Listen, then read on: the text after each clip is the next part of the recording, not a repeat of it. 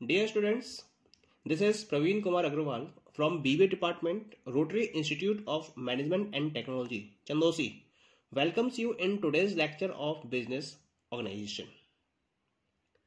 Business organization में भी आपको टोटल 5 यूनिट्स कवर करनी है. हम यूनिट वाइज सिलेबस को डिफाइन करता चले जाऊंगा मैं आपको.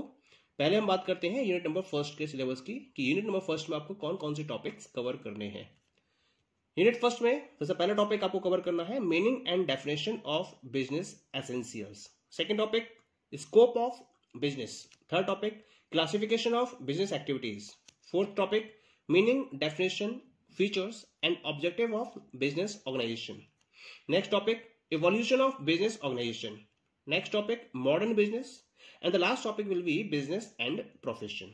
तो इस तरह से ये टॉपिक कवर करते हुए आपको यूनिट नंबर फर्स्ट कंप्लीट करनी है. पहले हम बात करते हैं यूनिट फर्स्ट के पहले टॉपिक की. The first topic is meaning and definition of business essentials. Business का मतलब क्या है, उसकी डेफिनेशन क्या है, पहले हम इस पर्टिकुलर टॉपिक की तरफ मूव करते हैं. बिजनेस को हम दो पार्ट्स में डिवाइड कर सकते हैं. The first part is busy plus second part is Ness.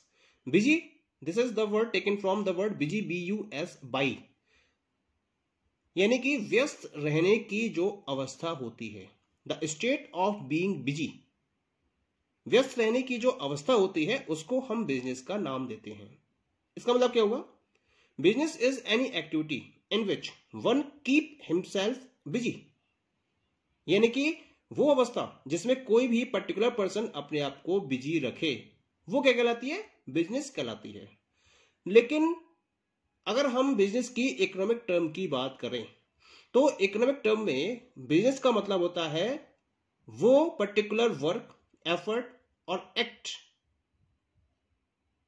People का जो ह्यूमन को बिजी रखता है इन प्रोडक्शन ऑफ वेल्थ. यानी कि हम यहां पर सारी एक्टिविटी की बात नहीं कर रहे हैं, क्योंकि एक्टिविटी दो टाइप की होती हैं. The first one is economic activity and second one is non economic activity. अगर कोई पर्टिकुलर पर्सन इकोनॉमिक एक्टिविटी में बिजी है तब हम उसको बिजनेस का नाम देंगे, लेकिन अगर नॉन इकोनॉमिक एक्टिविटी में बिजी है तो हम उसको बिजनेस का नाम नहीं देंगे. फॉर एग्जाम्पल, आपकी मदर घर में फूड कुक कर रही हैं, तो वो कैसी एक्टिविटी हो गई? नॉन इकोनॉमिक एक्टिविटी, क्योंकि उसका पर्पस प्रॉफिट अर्निंग नहीं है. लेकिन अगर आप किसी रेस्टोरेंट में खाना खाने जाते हो या किसी पर्टिकुलर होटल में खाना खाने जाते हो तो वो एक्टिविटी इकोनॉमिक एक्टिविटी में इंक्लूड होगी, क्योंकि उसका पर्पस कैसा है? प्रॉफिट अर्निंग पर्पस है. तो जो इकोनॉमिक एक्टिविटी से रिलेटेड एक्टिविटी है या बिजी रहने की स्टेट है उसको हम बिजनेस का नाम देंगे.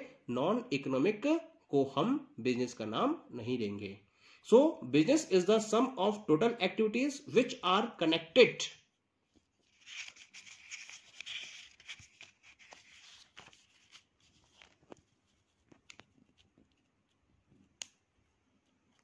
with the production or purchase and sale of goods and services with the main objective of earning profits. तो प्रॉफिट का पॉइंट क्लियर हो गया यहां पर ना, प्रॉफिट का पार्ट इंक्लूड हो गया, यानी कि जिसका मेन पर्पस प्रॉफिट अर्निंग होता है. और प्रॉफिट अर्निंग करने के पॉइंट ऑफ व्यू से जब हम प्रोडक्शन की प्रोसेस में इन्वॉल्व होते हैं या फिर परचेजिंग और सेल की प्रोसेस में इन्वॉल्व होते हैं तो हम उस पर्टिकुलर प्रोसेस को बिजनेस का नाम देते हैं. तो यहां बिजनेस की बात क्लियर हो गई होगी. अर्विक और हंट ने भी अपने शब्दों में क्या कहा?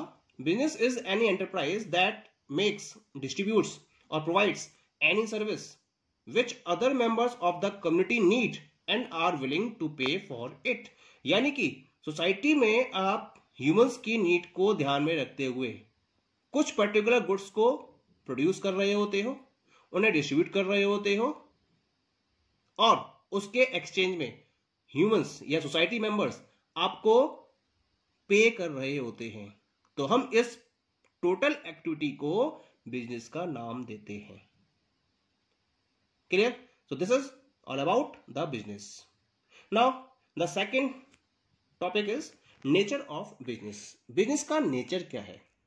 क्योंकि बिजनेस एक ऐसी इकोनॉमिक एक्टिविटी होती है जिसमें हम रिसोर्सेज या स्कार्स रिसोर्सेज का यूटिलाइजेशन करते हैं और ह्यूमन वांट्स को मैक्सिमम सेटिस्फैक्शन प्रोवाइड करते हैं। Clear? So economic activity deal with the activities of living and making a living. For this purpose each of us follow an occupation as per our liking, capacity, knowledge and training. One therefore may either follow a profession or seek employment or set up a business for producing wealth. क्योंकि हम अपने profit को earn करने के point of view से different type की economic activities को follow करते हैं। पर्पस क्या है हमारा? पर्पस है कि हम किसी ना किसी तरीके से वेल्थ को प्रोड्यूस करें। अब इस वेल्थ को प्रोड्यूस करने के लिए कोई भी पर्टिकुलर पर्सन अपनी लाइकिंग के अकॉर्डिंग, अपनी कैपेसिटी के अकॉर्डिंग, अपनी नॉलेज के अकॉर्डिंग, अपनी ट्रेनिंग के अकॉर्डिंग डिफरेंट टाइप के ऑक्यूपेशन को फॉलो कर सकता है जिससे कि वो वेल्थ को प्रोड्यूस कर सके। चाहे तो वो एक प्रोफेशनल पर्सन बन सकता है या एक प्रोफेशन को शुरू कर सकता है, चाहे वो एक एम्प्लॉयमेंट दे सकता है, जॉब कर सकता है कहीं किसी भी कंपनी के अंदर में, या फिर वो एक बिजनेस को सेटअप कर सकता है जिससे कि वो वेल्थ को प्रोड्यूस कर सके। क्योंकि हर कोई अपनी अर्निंग को फॉलो करना चाहता है और उसे किसी ना किसी एक्टिविटी में इन्वॉल्व होना पड़ता है। तो इन सारे पॉइंट्स को ध्यान में रखते हुए हम बिजनेस की कुछ इंपॉर्टेंट कैरेक्टरिस्टिक्स को स्टडी करेंगे। क्या है वो characteristics? Let us see it. Business के कैरेक्टरिस्टिक्स में पहला पॉइंट है प्रोडक्शन और एक्विजिशन ऑफ गुड्स। बिजनेस का मेन पर्पस क्या है? बिजनेस का मेन पर्पस है गुड्स और सर्विसेज को प्रोड्यूस करना या मैन्युफैक्चर करना और प्रोक्योर करना और उसे सप्लाई करना उन पर्टिकुलर पर्संस के लिए जो उसको पे करने की कैपेसिटी रखते हैं। इन बिजनेस हम सबसे पहले डिफरेंट टाइप के गुड्स को एक्वायर करते हैं जो हमें जरूरत होते हैं अपने फिनिश्ड गुड को प्रोड्यूस करने के लिए। उन पर्टिकुलर इनपुट्स, उनको हम इनपुट्स का नाम देते हैं, उन पर्टिकुलर इनपुट्स को हम प्रोसेस करते हैं ऑन पर्टिकुलर मशीनरीज। एक प्रॉपर सिस्टम हम डेवलप करते हैं, उसका एक प्लांट लेआउट तैयार करते हैं और उस पर्टिकुलर मशीनरी में फॉलो करते हुए, प्रोसेस करते हुए हम अपने रॉ मटेरियल को फिनिश्ड गुड्स में कंप्लीट करते हैं। फिनिश्ड गुड्स में कंप्लीट करने के बाद हम क्या करते हैं, उनको अवेलेबल कराते हैं सोसाइटी में उन पर्टिकुलर पर्संस के लिए, या कह सकते हैं हम डिस्ट्रीब्यूट करते हैं उन पर्टिकुलर पर्संस के लिए जिनको उसकी रिक्वायरमेंट होती है या जिनको ध्यान में रखते हुए हमने उन गुड्स को प्रोड्यूस किया होता है। उसके एक्सचेंज में क्या करते हैं, वो लोग हमें अमाउंट पे करते हैं, प्राइस पे करते हैं उसका, ठीक है, और उसके बेसिस पर हम अपने प्रोडक्शन की प्रोसेस को कंटिन्यू करते रहते हैं। तो this is the first characteristics, production और acquisition of goods. Second one is profit. That is the basic motive of business. कोई भी पर्टिकुलर पर्पस या कोई भी पर्टिकुलर इकोनॉमिक एक्टिविटी जब फॉलो की जाती है तो उसका मेन पर्पस होता है प्रॉफिट को अर्न करना। अगर प्रॉफिट अर्न नहीं हो रहा है तो उस इकोनॉमिक एक्टिविटी को फॉलो करने का कोई भी रीजन नहीं रह जाता है। Because when one of the person is carrying out the business activities then he is looking for the profit. Profit is the motivation factor behind a business one carries on. Profit is the factor which ensures the survival of the business. किसी भी business के survival के लिए profit का होना बहुत जरूरी है। सपोज करिए कि आपने एक बिजनेस को स्टार्ट किया, बिजनेस को स्टार्ट करने के बाद आपने उसके अंदर कैपिटल को इन्वॉल्व किया। जो कैपिटल आपने इन्वॉल्व की है, जब तक उसमें कॉन्टिन्यूअस लेवल पर ग्रोथ नहीं होगी तब तक आप उस बिजनेस को आगे कैरी नहीं कर पाएंगे।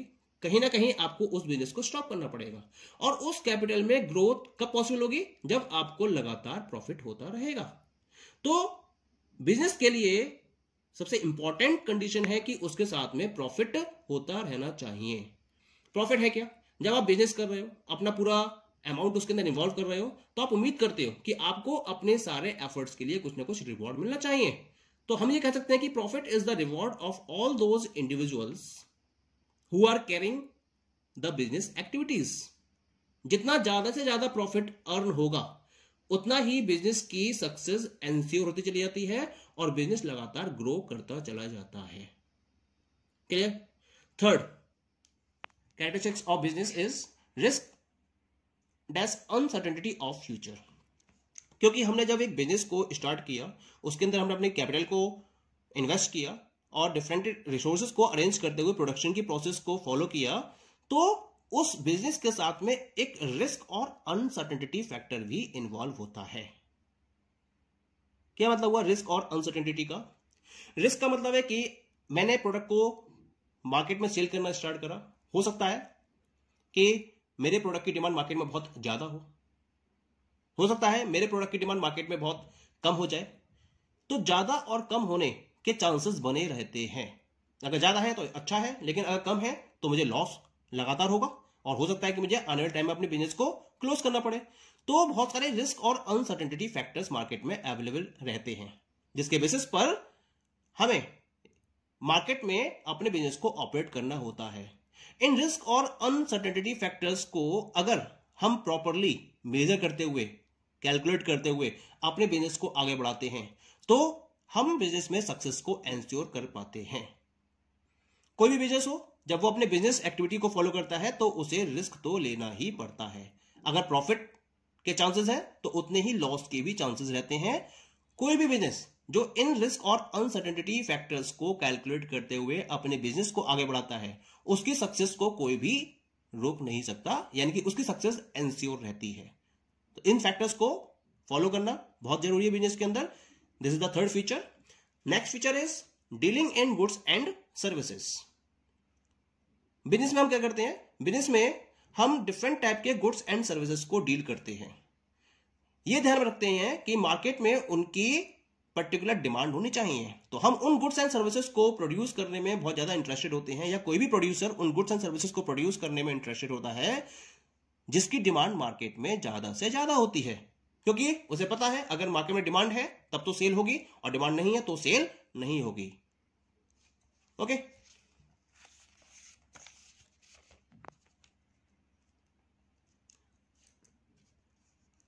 एक और बात, जब मार्केट में किसी गुड्स एंड सर्विसेज की डिमांड होगी तो इसका मतलब पब्लिक उसको परचेज करेगी और उसके पेमेंट के लिए रेडी रहेगी। और जब आपको लगातार उसका पेमेंट मिलता रहेगा तो आपको प्रॉफिट भी होता रहेगा, और प्रॉफिट होता रहेगा तो आप अपने बिजनेस को सक्सेसफुली आगे तक रन करते रहेंगे। Okay, and the last point is the regular dealings. The last point is regular dealing. One of the important characteristics of business is regularity and recurrences. Recurrence of dealing is a must to constitute a business. अगर business की success को आप चाहते हैं तो सबसे important point है कि बिजनेस में रेगुलर डीलिंग होती रहनी चाहिए। अगर बिजनेस में रेगुलर डीलिंग है और डीलिंग रैकर हो रही है तब तो आप बिजनेस की सक्सेस को एंश्योर कर सकते हो for a long period of time. लेकिन अगर रेगुलर डीलिंग नहीं हो रही है बिजनेस के अंदर तो कहीं ना कहीं दिक्कत आएगी और आपको हो सकता है आने वाले टाइम में अपने बिजनेस को क्लोज करना पड़ जाए। तो for the success of the business regular dealing is the compulsory condition. Okay, thank you.